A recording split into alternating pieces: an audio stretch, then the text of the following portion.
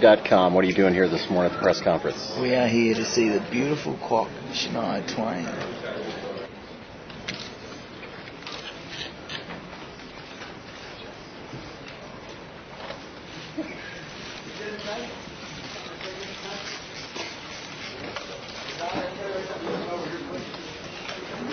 There she's moved.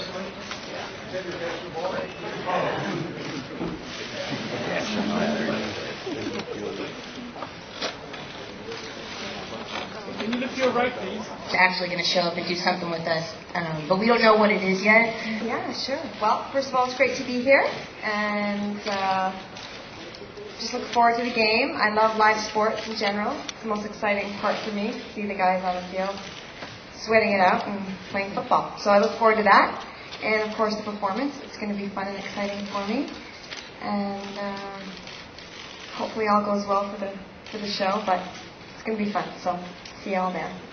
Because I think whenever you're in a hometown, of course, if it's too one-sided for most of the game, then it's not as exciting. It's either half the place is really excited and half the place is really depressed. So I'm kind of hoping it's sort of fair game all the way through until the very last minute. So that's my hope for the game. My hope, you want to know my hope? Yeah. My hope is that the first half is a little bit extra long so we can get some dark, so the lights look yeah, so really we can have a better show. Yeah. That's a good wish. That's a good wish. We're going for a question over here. Tampa Bay 20, Raiders 14. Yeah. We got it, and he was so very, very excited. So we all had a big meeting at his house, and we talked about what we were going to do. And Joel, again, very excited about it. Yeah, great guy. It's great to sit around and have a creative meeting and do whatever we want. Yeah, we could just do it. It was like, what do you want to do? No, I know. Basically. Yeah. No, you're right. There's no limit, basically. Yeah. Yeah, that's a good point. Actually, that's really cool about this whole thing for me, and obviously you feel the same way, is that it's such a big event that there are no limits. And so for us as entertainers, we've got a lot of excited people putting the show together, and the sky's the limit. So it's like it's like a candy store for us in stage world, performance world. So it's great. For me personally, I don't know about you guys, but the people who are there with me immediately give me the sense of, what the energy is. And because it's a game, it's just going to be really huge and exciting anyway, and everybody's going to be on the edge of their seat, I think, the whole time. So I think that's where I'm going to feel the excitement. It's not going to make me nervous. I think it just gives me a good energy. What are you singing? What am I singing? Yes. How many? What are you going to be singing? I'm singing 2 songs. I'll sing Man, I Feel Like a Woman. And I expect every guy in the stadium to be singing along with me. Yep. And then I'm going to sing Up, because that's where the ball's going, right?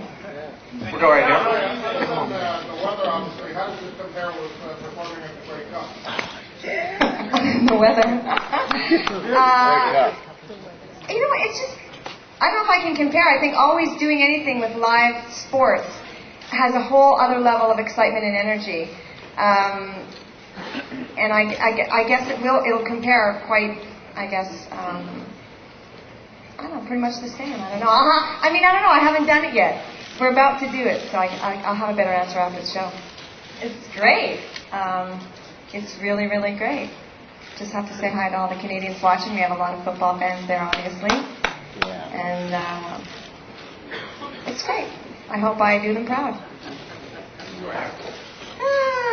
Well, I stay pretty neutral when it comes to teams. I'm a big fan of the athletes, pretty much neutral, and I root for usually particular athletes instead of teams. His memories just last year seeing U2. We were on tour with them earlier in the year, so we kind of got to know them, and then we did the pregame show, and then they did the halftime show, and we got to hang out with them afterward, and Bono, and so that was it was fun to hear all the kind of details of what went on when he walked out, and his microphone his ears monitors were coming out, and there was all these things that went on. Got to hear the behind the scenes.